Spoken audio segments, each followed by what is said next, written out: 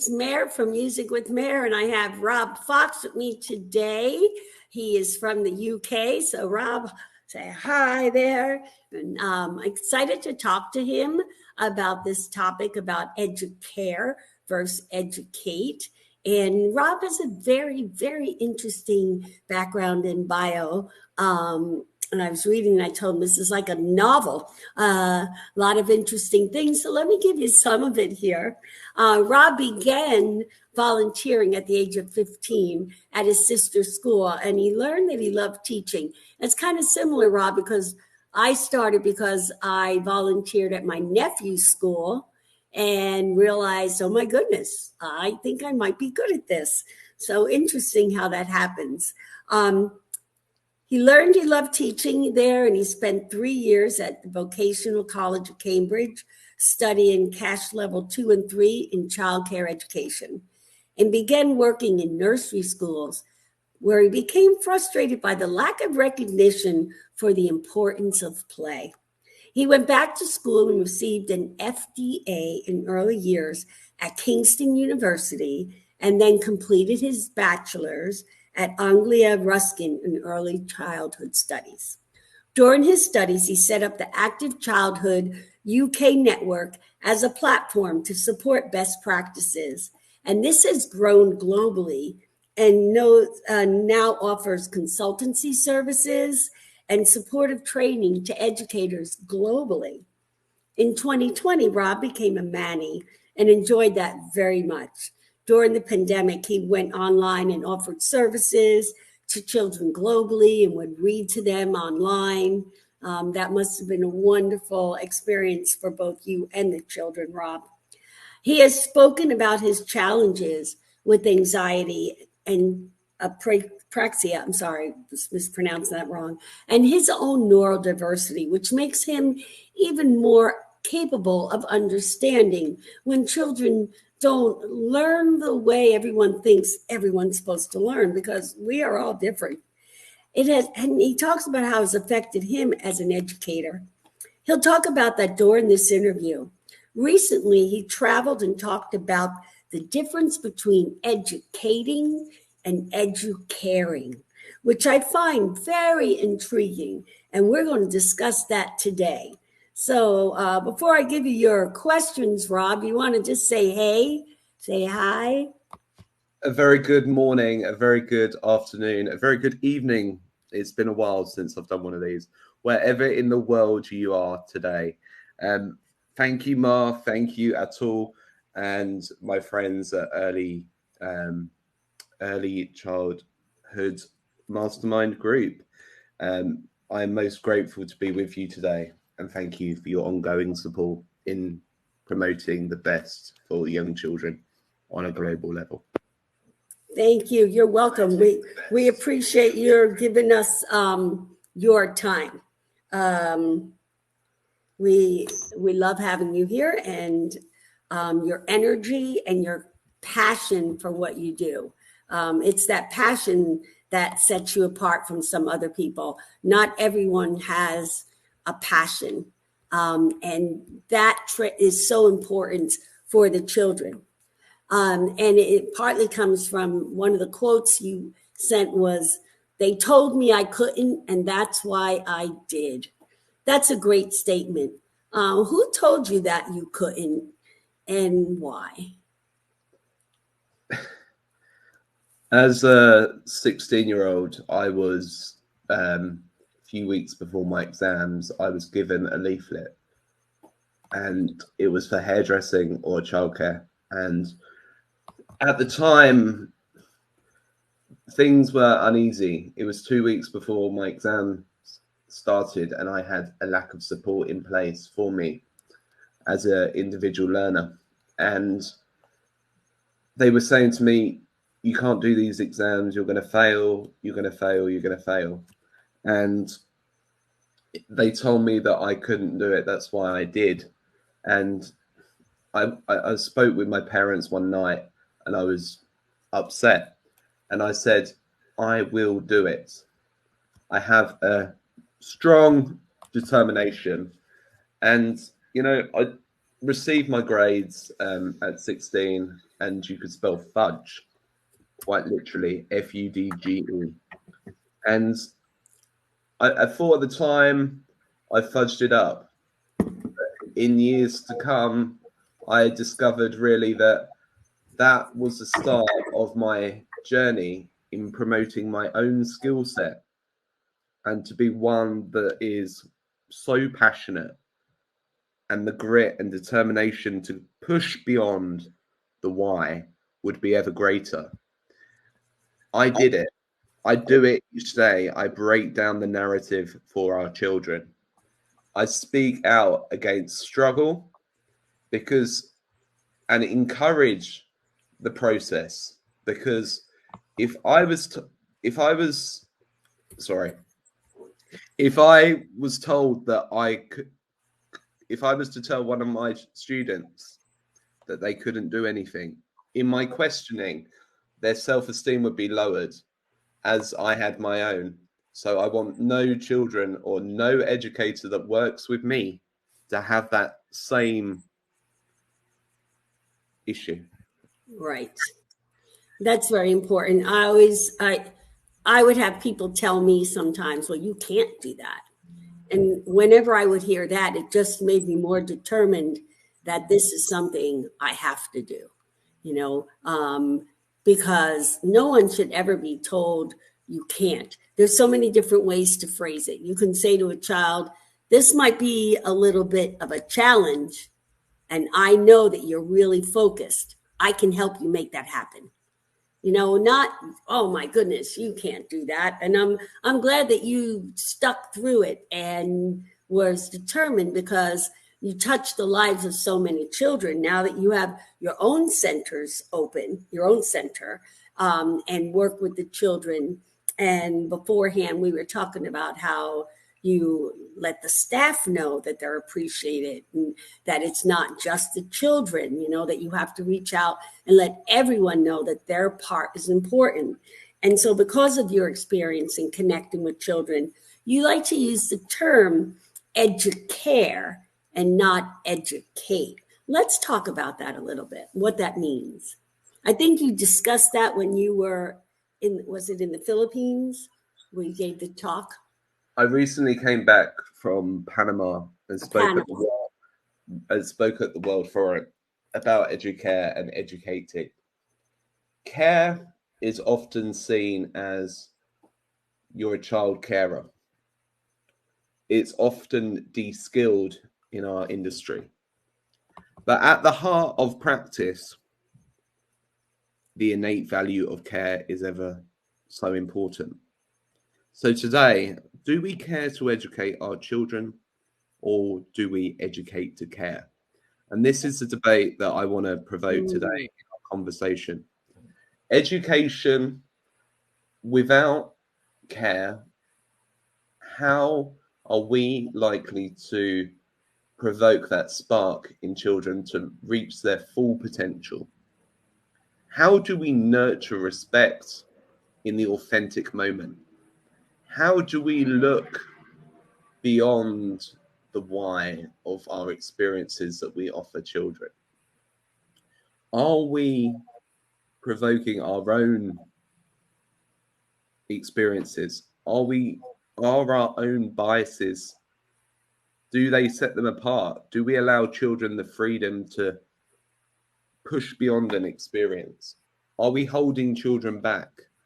Are we recognizing and being attuned to children's changing needs? Do we know their interests? Do we nurture children's interests and individuality to really see care at the heart? The way we talk to children, are we looking at our tone? Are we looking at the way we speak to them? Are we using complex vocabulary that these children don't understand? Care to educate. We could unpick this, Mar, for hours upon end, but the foundations are the child, and we need to care to educate these children in the education that we bring about. That's a really, really important thing for people to digest and take moments to think about. I want to, speaking of taking moments, take a moment to say hi to Preeti and Liz in San Francisco and Crystal Sanford Brown. Is this someone that you know, Rob? Yeah, hi Crystal, a very good good afternoon to you. And Preeti as well. We've got South Africa here. We have Preeti, we've got America in the building. We've got loads of people from all over, which is great. Absolutely great to have you join our conversation today. Yes, and one of the ways you can join in our conversation is by please post some questions or some comments so that we can address them and talk about, maybe throw in your comments about the difference between educare and educate. I was saying to Rob earlier that when we educate and we want to make sure we're checking all the boxes of can they read, can they write, are they going to be able to do math? And it's what's really more important is, do they know how to introduce themselves to somebody? Are they confident enough to go online and sit down and look up something and say, you know what? I want to learn how to juggle. Yeah. You know, I'm going to watch a YouTube video and learn how to juggle instead of having somebody go, well, that's a waste of time. But it's not if it's something interesting to the child. And you were saying earlier about not stopping them, you know, if they're in the middle of something, and that leads to I love how you say, the moment I decided to follow the lead of the child, I never looked back. How did you get there? How did I get there? I discovered the quote from Magda Gerber about observing more and doing less. And really, in that very moment, it was, I am not the expert. The child is the expert. And the child provoked so many opportunities for us as learners. And it's also important to reflect on, it's not an overnight thing that happens. It's not an overnight thing that happens. A lot of self-reflection, a lot of self-confidence to go beyond the why, go beyond your purpose, go beyond what often challenge perspective.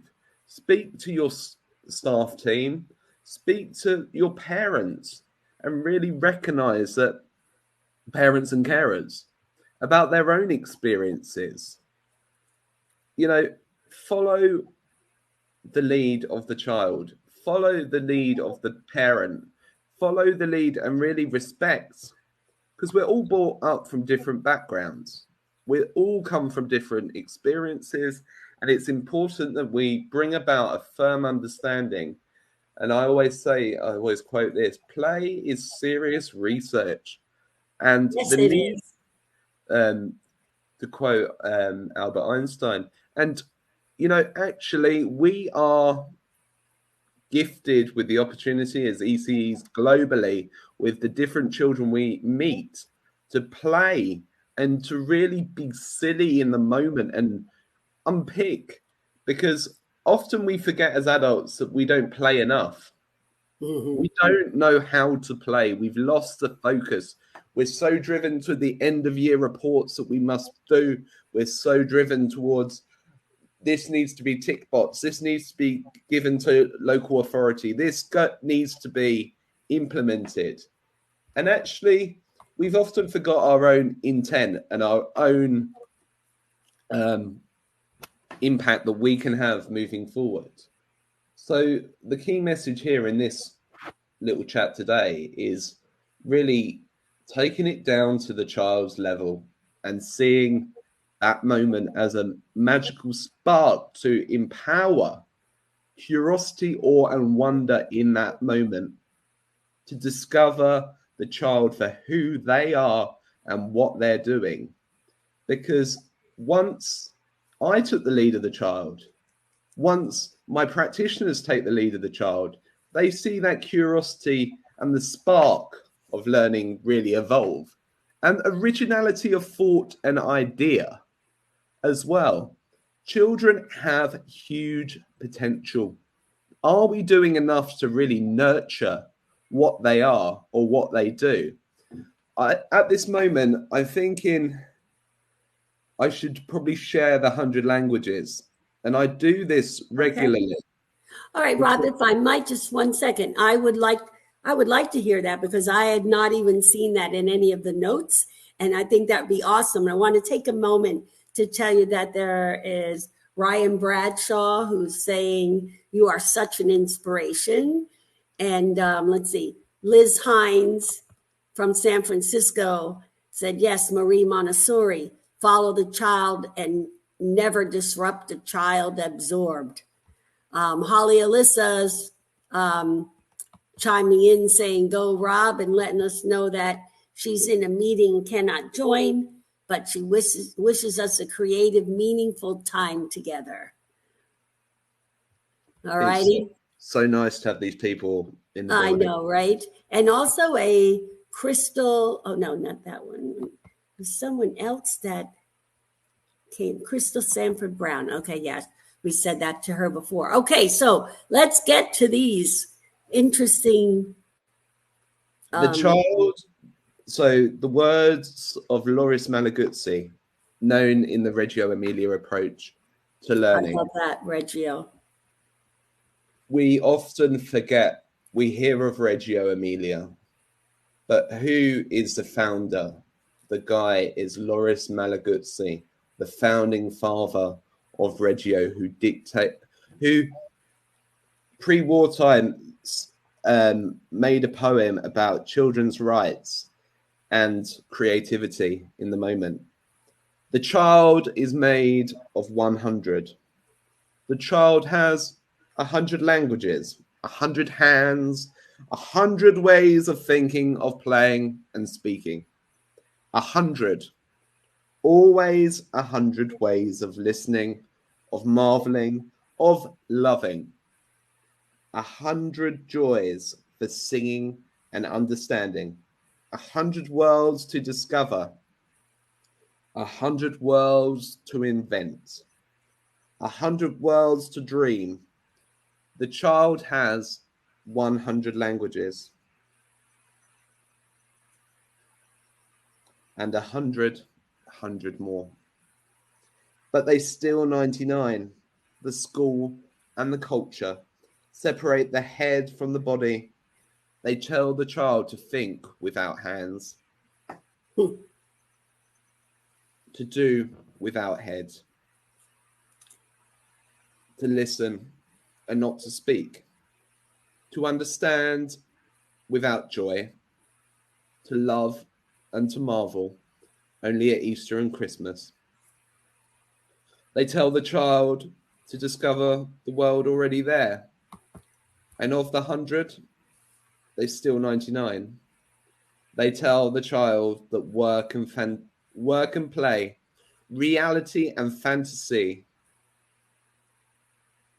science and imagination, sky and earth, reason and dream are things that do not belong together. And thus they tell the child that the 100 is not there.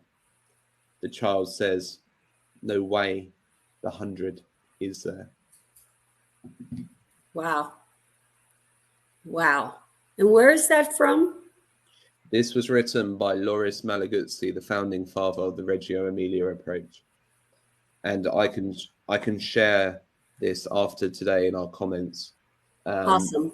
I was just going to ask you that. Conversation as well around that. As you can see, children's interests, children's spark, children's authenticity to be their true self in the very moment needs to be seen. If we see this poem as a grounding for our work with young children, you see the spark before your eyes. You recognize the authenticity of who that child is and what they do. And the lead of the child becomes ever present in your actions and your practice as an early years professional forthcoming. That's very, very important stuff.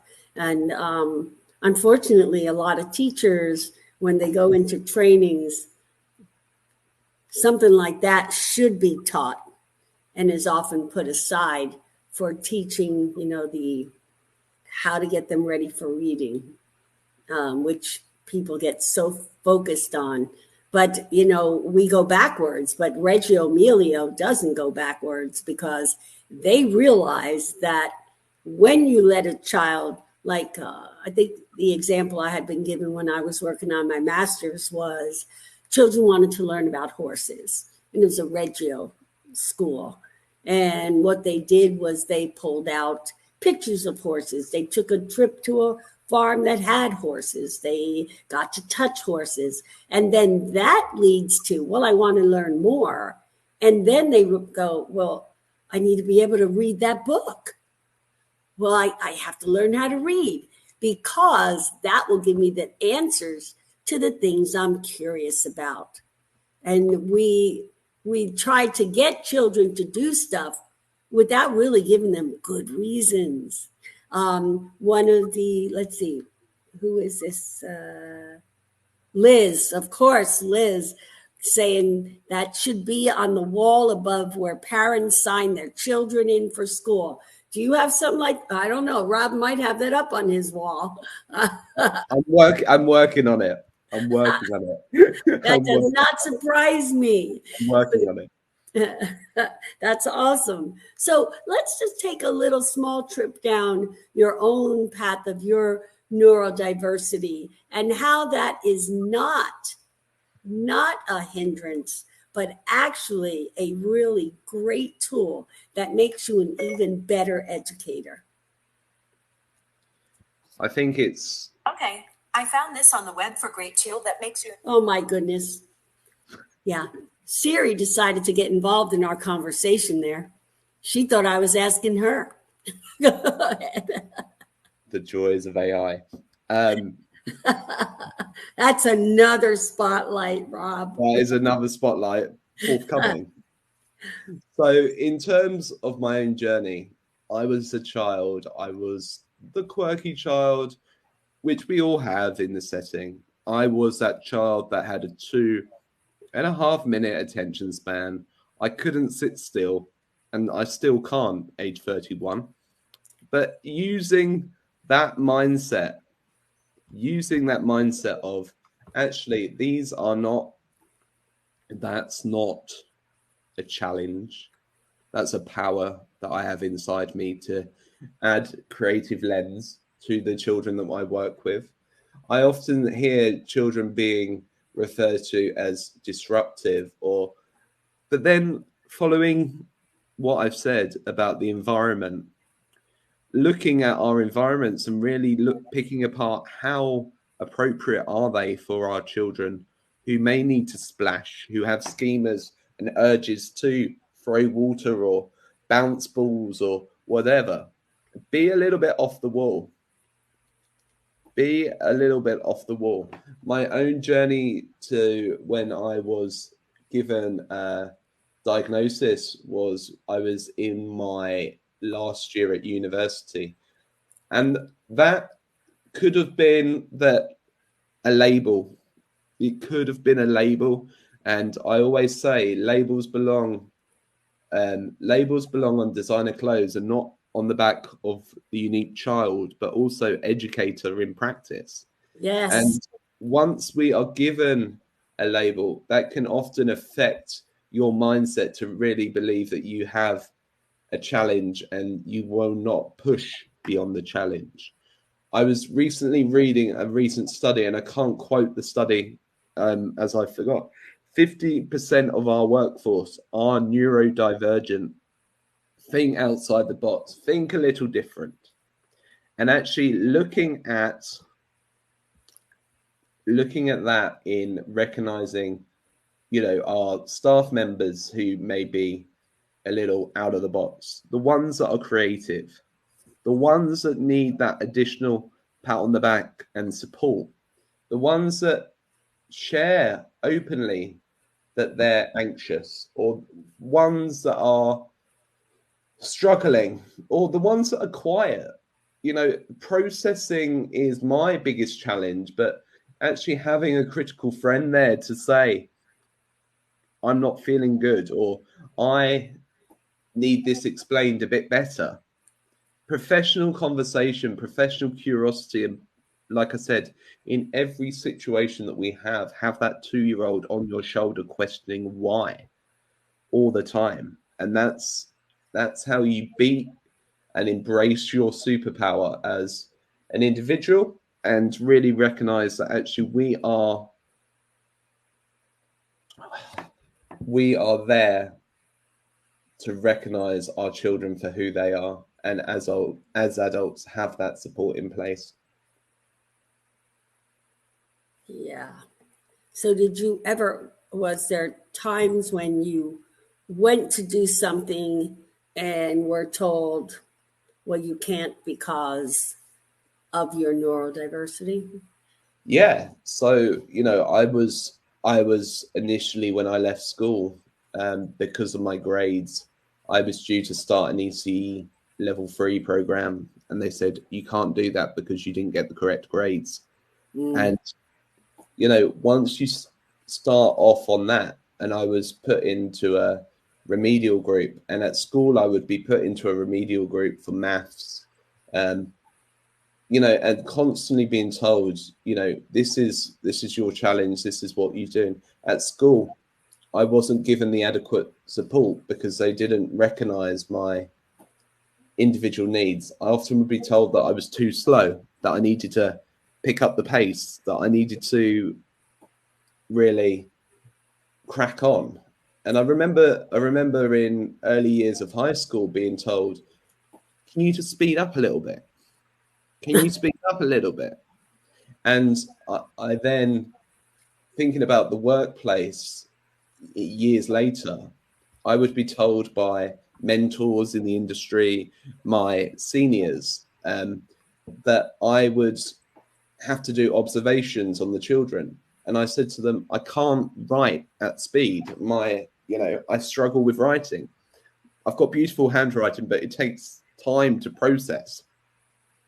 And they would say, speed up, Rob, speed up. Speed up. Come on, crack on, speed up. You haven't done your observations this week. I had a group of 30 key children and was expected to have them all drawn out by the end of the week. Mm-hmm. Now, as a boss, and reflecting on how I've utilized this experience, I look at my individual needs. And when it comes to observations, I don't put pressure on staff members to do that many. And I only look at meaningful experiences that the children are providing, because I want them to be in the moment with the children.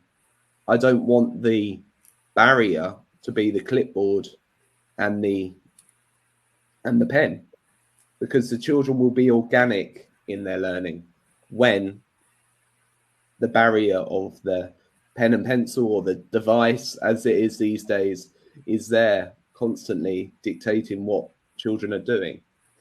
Practically speaking to a tablet to record a moment for the children, maybe we have that staff member who struggles to write down things.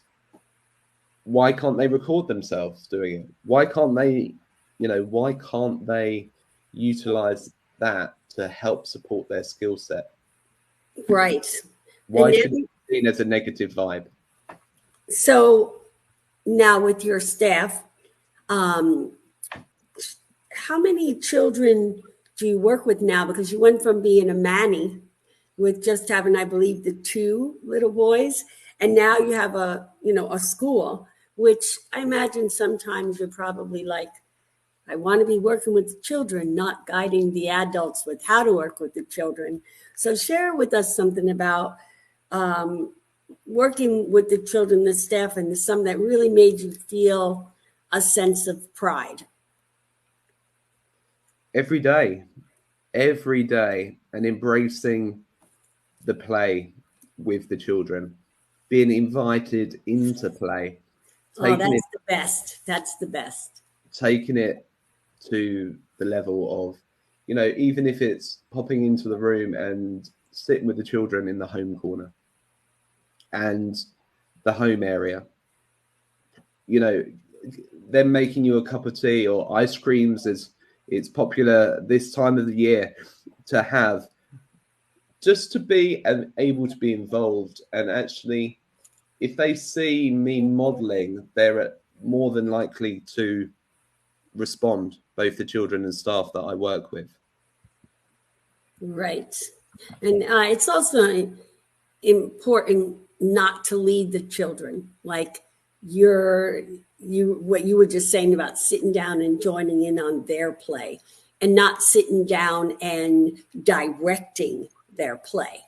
That's really important. There's a lot of times when I've walked into classrooms and I'll hear teachers start telling the children to come over to sing with me, and teachers will start telling them how to sit, where to sit. And I say, stop. Let them come to me where they want to. You know, some kids will come, they want to be right on top of me. Some kids want to be far away. And you need to respect that and notice it and meet them at their level and play with them according to how they're comfortable playing with you. You know, the other day I had a 3-year-old little boy, and I was doing the wide mouth bullfrog, and he's 3 now. So he's been hearing the song from me for a good 2 years. And when I get to the page where the alligator pokes out of the book, he leaned over to me and goes, "It's not Wheel White." Oh, It's not Wheel White. And I want to, you know, like, you've been reading this story with me for so long, and now you're just and I looked at him, I go, right, it's make believe. And then what do? I let him touch the book so he could touch the teeth and see that he's not getting hurt. All those little teachable moments, people step right over them to get to their agenda. You know, now let's see here. We have a comment from Crystal that says, as Holly, Alyssa, and I address speaking up and speaking out, breaking the silence, claiming our true voices, has given me the opportunity to reflect on the Educare versus the education I experienced from kindergarten through graduate school. yeah. Right. So, Okay. I found this on the web for teaching experience from kindergarten through graduate school. She still just Check wants it to out. keep talking, and I cannot shut her. I wanted to share this based on this point, and I think it's also important we reflect on the way we look at dealing with behavior or understanding self-regulation, allowing children the moment to be in tune with their emotions. As adults, we cry. We cry when we're upset. We become anxious if we're new to a situation. We're anxious when Ma messages you with 2 minutes to go and you haven't got the link. And, you know, but Mare did what? Not me. Mar did that, not Mare. Ma did that. And in the moment, it's really recognizing that our children have these experiences as well. I wanted to reflect on a comment, something that I posted during lockdown. And I was reflecting on a situation that happened where one of my children had a moment where they were trying to regulate their emotions. They threw themselves down on one of our walks that we went on, and I just allowed him a moment to regulate his emotions, and he sat, and I walked away, and lots of adults were looking at me and were like, "Why are you not interfering? Why are you not interacting with him in the moment?" But I gave him that time and that space to really come back, and I said, "Listen, act, and pause in the moment, for I'm trying to make sense of the world around me. You can join me in the chaos or support me by talking through my emotions and offer reassurance that everything will be okay in time." by allowing my child to have that moment where they were safe. They were safe. They were in the park, and he was able to throw his arms and really think he wasn't hurt. He wasn't hurting himself. Really to take a step back, and often that we as adults can interfere with the process. Right. If we allow children to have these emotions and experience it freely, they're going to be more emotionally resilient in everything that we do and deliver for them. Absolutely. And they'll be better able to be partners in life with another adult, because so many times as adults, we get into situations, whether it's in a personal relationship or a work relationship, where someone just needs a moment. And we need to learn that it's okay to let people have those moments. Let them step away. Let them step out of the situation. And when we teach children early on that I just need time, I need a moment to myself. And teaching this to children is wonderful. I love that you do that. I love hearing that more people are starting to understand that, instead of trying to control the child in their chaos, as you're saying, but just to stand back and just make sure they're safe and let them work through it. Very, very important skill to be taught. Once children can regulate and understand their emotions, everything else is so much easier. So as we're ending, I wanted to, sorry, darling. That's right. I want to share this with you. The child is unique, special, and full of potential. Enable them to grow wings and learn the sense of wonder. Nurture their individual integrity to believe that they have the skills to achieve whatever they set out to do. Trust the process. Trust the process. That was perfect. So would you like to, before we finish, add on to that closing comment? What would the message be that you want to make sure people take away from what you've had to say today? Why should they make sure that they are educating over educating? You have a choice. You have a choice. The 3 C's in life are choice, chance, and change. You must make the choice to take the chance if you want anything in life to change. Very well said. Act upon your heart. Do it for the children. Support yourself. Very well said. Well, we appreciate all the people that have commented. The Crystal Sanford Brown, we appreciate your being here. I know that you work with Holly, Alyssa, and also with Rob. And I hope someday that I will join you 3 down in Panama. That sounded like an exciting, fun trip. The next World Forum will be held in Vancouver. So maybe let's get our cogs together. Let's do it. Let's do it. And also, at all viewing this on Catch Up, welcome a conversation with you to see if we can facilitate something between the 5 of us, the 4 of us, and moving things forward. Yes. So everyone, we want to say thank you for joining our spotlight.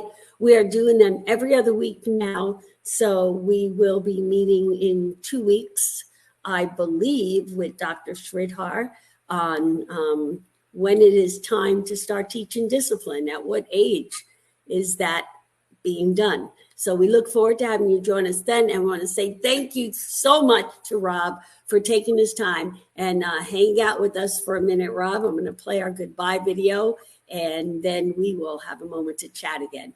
Thank you, everyone. Please share this video with other people to help get Rob's important message out there. Thank you very much.